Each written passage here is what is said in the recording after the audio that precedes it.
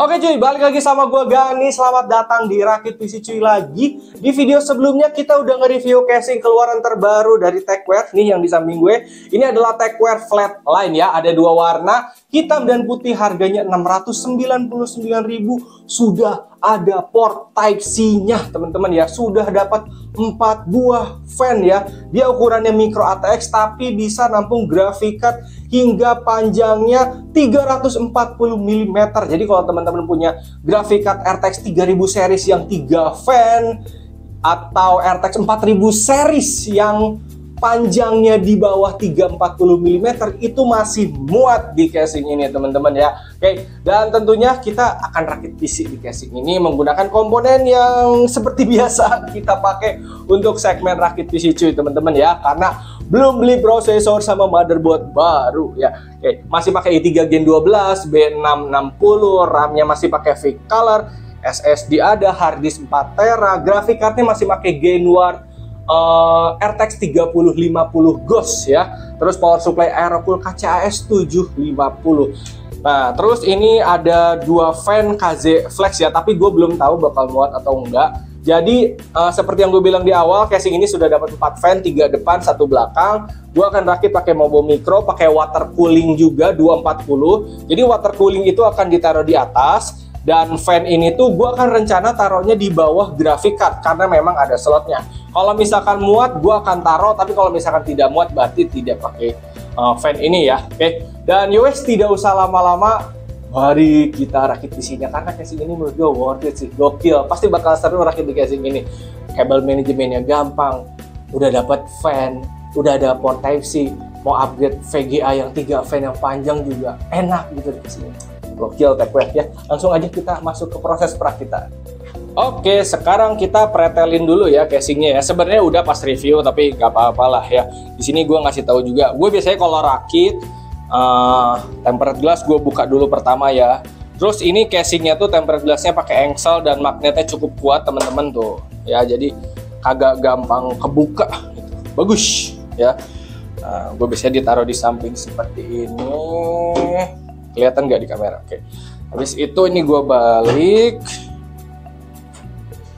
Kita buka side panelnya. Ini taruh di sini, sama dust filternya angkat, bautnya taruh sini biar nggak kemana-mana ya. Oke. Nah ini dia casingnya ya.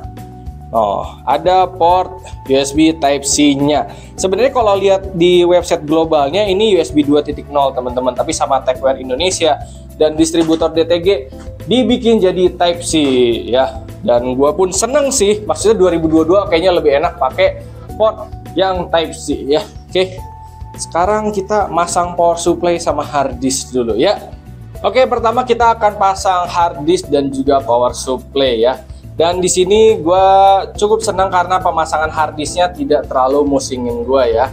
Oke, jadi pertama siapin dulu harddisknya teman-teman ya, dan ambil baut yang payung gede seperti ini. Ini ada di bawaan baut dari casingnya nih, di plastik yang beginiannya ya. Oke, nah ini tinggal masukin aja. Pakai tangan boleh, mau pakai obeng juga boleh ya.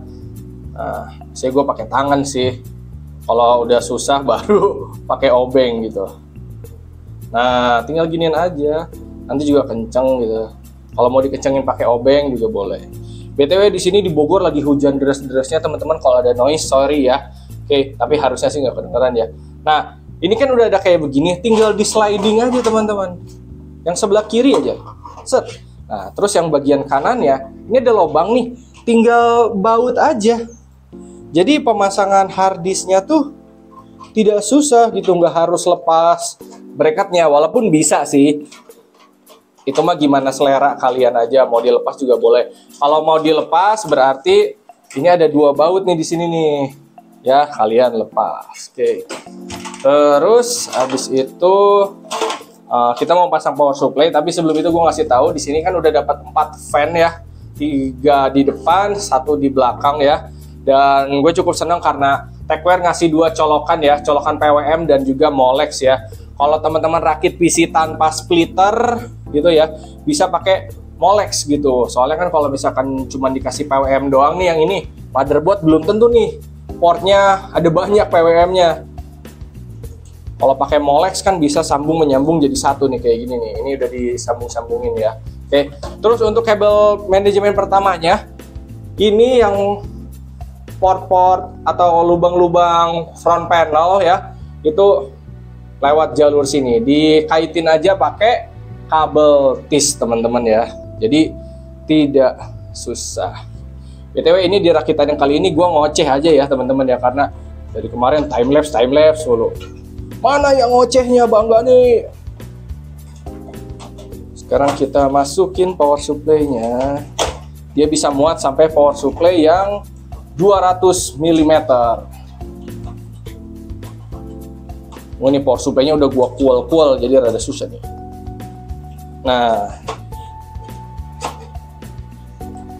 kalau udah ya tinggal baut aja seperti biasa. Oke. Sebelum dibaut di sini gue mau ngasih tips teman-teman ya. Jadi di bagian sini kalau kita udah ngebaut power supply rada susah untuk masukin kabel-kabelnya. Jadi teman-teman perhatiin dulu yang di motherboard bagian sini yang dicolokin tuh kabel apa. Biasanya cuman kabel audio ya. Jadi kita masukin dulu nih kabel audio sini ya. Udah gitu baru deh kita baut power supply-nya teman-teman ya, biar kagak susah. Hup. Kita baut 4 biji. Hehehe.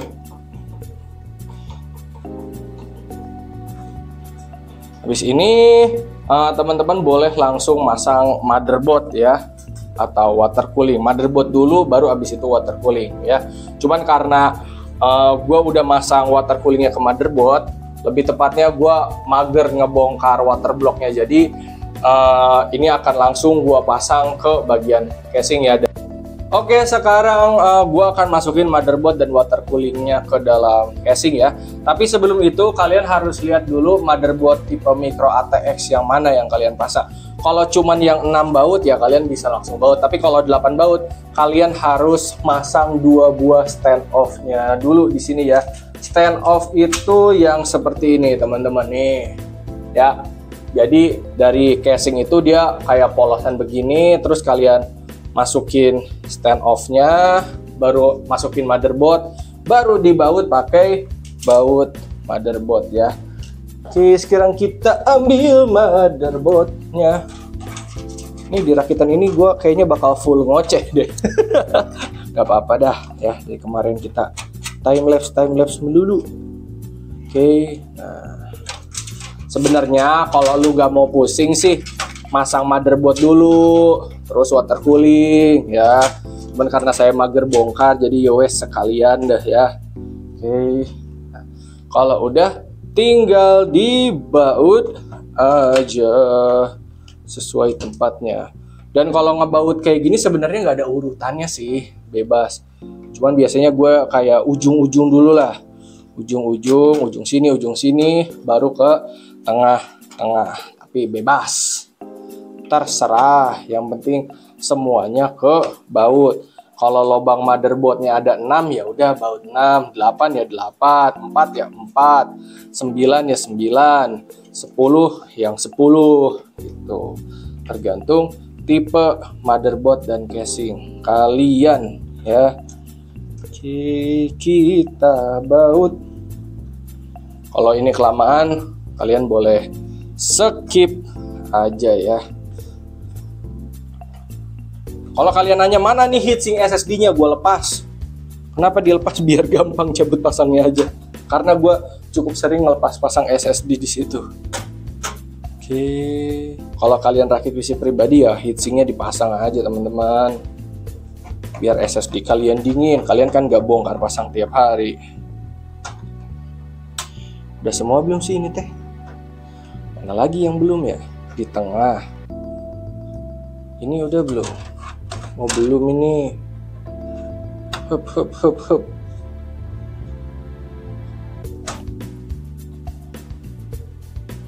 Oke. Nah, motherboardnya udah. Sekarang kita ngebaut apa namanya, water block ya teman-teman ya. Water block, apa namanya, radiator, kok water block sih. Oke, nah radiator punya water coolingnya ya. Mana bautnya? Di sini gua nggak ngebaut semua baut ya, jadi cuma 4 aja teman-teman ya, biar kagak lama. Kalian kalau rakit PC sendiri ya, ini dibaut semua ya, ada 8 baut. Bener gak sih? Dia 8, bener. Ini gue cuma ngebaut 4 doang.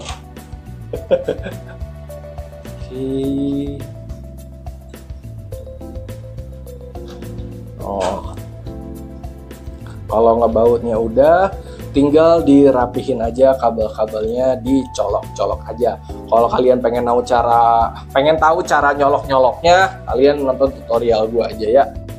Kabel udah gue colokin semua dan udah gue rapihin, dan seperti yang gue duga, kabel manajemen di casing ini sangat asik sekali ya, karena gampang gitu, kayak kabel 8 pin CPU tinggal lewat sini, tinggal kabel TIS itu sama kabel kipas belakang.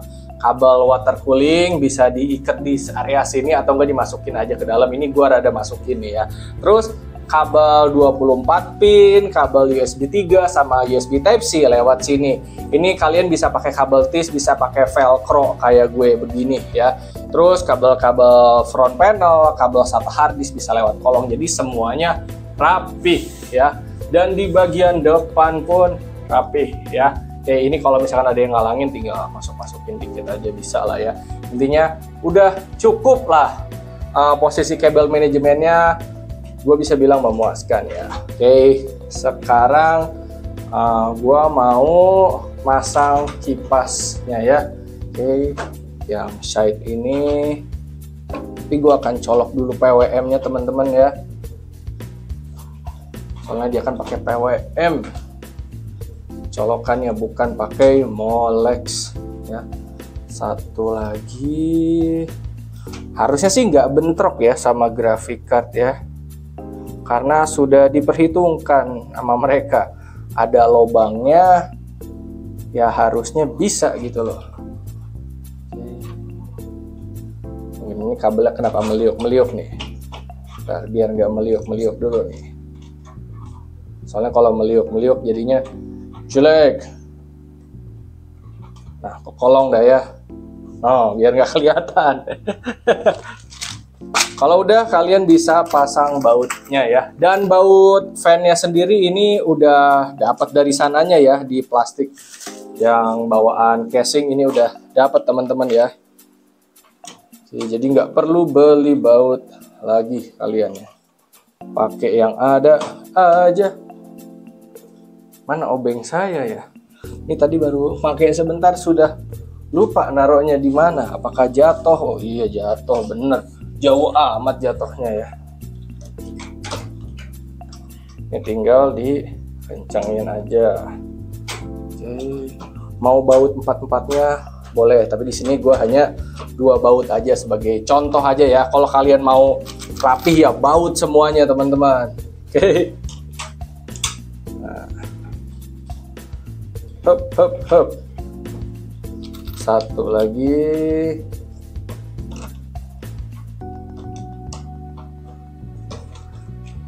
Untuk selang water coolingnya harusnya nggak akan bentrok ya. Ini belum masuk. Nah. Harusnya ini dipasang duluan kali ya sebelum masukin kabel, karena tadi ngebaut yang sini rada susah nih. Oke, sekarang kita pasang part yang terakhirnya, yaitu graphic card. Untuk pasang graphic card, jangan lupa bagian slot ininya dilepas ya. Untuk casing ini yang sebelah sini slotnya dia pakai baut, jadi bisa dilepas pasang ya. Untuk yang kedua, 3, 4-nya dia yang cuman sekali pasang aja. Jadi kalau ini kalian lepas ya wes kagak bisa dipasang lagi. Terus ini jangan lupa dinaikin dulu ke atas ya, pakai obeng juga boleh. Sekarang kita baut graphic card-nya. Ya, tekan dulu di motherboard-nya. Hup. Dan muat lah tentunya, nggak mungkin nggak muat. Gokil, sudah dipikirkan ternyata sama Tecware. bagian bawah bisa dipasang kipas. Tapi untuk yang bagian bawah ini itu selera ya teman-teman ya. Kalau teman-teman ngerasa sempit, ya wes nggak usah dipasang kipas yang bawah. Tapi kalau mau dipasang juga boleh gitu loh, bisa ngebantu si graphic card biar nggak kepanasan. Kasarnya seperti itu. Hup, hup, hup, hup, hup. Jadi di contoh rakitan yang ini lampunya itu hanya ada di tulisan RTX, lampu motherboard sama lampu water cooling dan water block ya. Kalau kalian rakitnya nggak mau ada lampu sama sekali, bisa kok tinggal cari VGA yang nggak ada lampu, motherboard nggak ada lampu, atau water cooling yang nggak ada lampu. Oke, sekarang tinggal kita nyalain. Enggak deh guys, belum dinyalain. Gue lupa untuk menutup ininya ya, bagian side panelnya. Terus masang dust filter atas. Ini kita tutup lagi. Ya, terus dibaut. Hup, hup, hup. Satu lagi. Dan pasang si tempered glass-nya ya, yang seperti engsel kulkas ini. Hup. Nah, jadi deh, baru kita nyalain. Oke, semua sudah dicolok, kita udah siap nyalain dan langsung aja bismillah menyala. Nah, cakep tuh ya. Oke, kita buka tempered glass-nya dulu ya. Ini masih ada plastiknya teman-teman ya. Gua memang tidak buka plastiknya biar gak lecet aja sih tempered glass-nya ya. Oke, tampilan dalamnya kurang lebih seperti ini ya. Kalau misalkan mau di set putih semua boleh, RAM-nya juga ini mau di set putih juga boleh, itu mah selera ya teman-teman ya. Intinya rakit di casing ini gue bisa bilang memuaskan teman-teman ya, dengan fitur-fiturnya ya, kabel manajemen gampang ya, area water cooling lega, support 240 mm, 280 mm juga support. Buat graphic card-nya masih bisa panjang teman-teman ya. Di bawah dikasih kipas juga masih bisa. Kalau misalkan nggak mau terlalu mepet, bisa pakai kipas yang ukurannya slim gitu ya. Oke, dan yang terpenting ada port USB Type-C-nya teman-teman ya. Oke, jadi menurut teman-teman gimana casing Tecware Flatline ini? Kalau misalkan kalian senang, linknya udah gua taruh di deskripsi teman-teman ya. Oke, paling segitu aja untuk video rakitan kali ini. Sekian dari gue, hatur nuhun, terima kasih dan thank you, semoga bermanfaat. Tecware tuh kalau bikin casing nggak pernah gagal guys, selalu jos lah. Makanya gue pribadi selalu pakai casing dari Tecware dari dulu. Mantap Tecware.